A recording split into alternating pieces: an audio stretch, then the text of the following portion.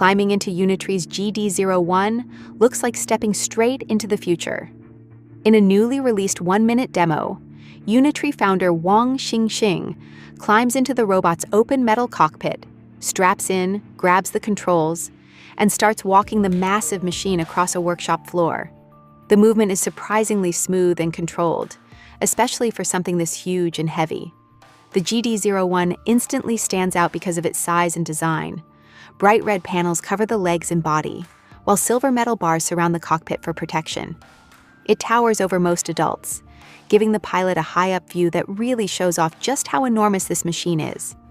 Around the legs and feet, thick black treads add extra grip when needed, while exposed hydraulic lines and heavy-duty joints make it clear this thing is built with serious power behind it. That strength becomes obvious during one part of the demo, where Wang guides the robot toward a stack of bricks. With a single shove from the machine's body, the entire pile crashes down. There's no dramatic wind-up or special attachment involved, just raw force coming from the GD01 itself. Even with a pilot inside, the robot weighs around 500 kilograms, giving it enough mass to handle demanding tasks while still staying balanced and controlled.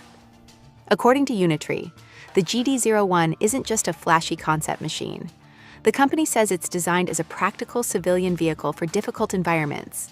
That could include transporting equipment across rough terrain, helping with exploration missions, or even assisting in rescue operations, where the elevated viewpoint could make a huge difference. Unitree has also confirmed that the GD01 is moving into mass production.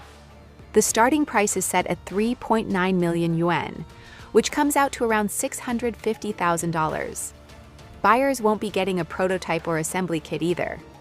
The company says the system will arrive fully built and ready to pilot right away.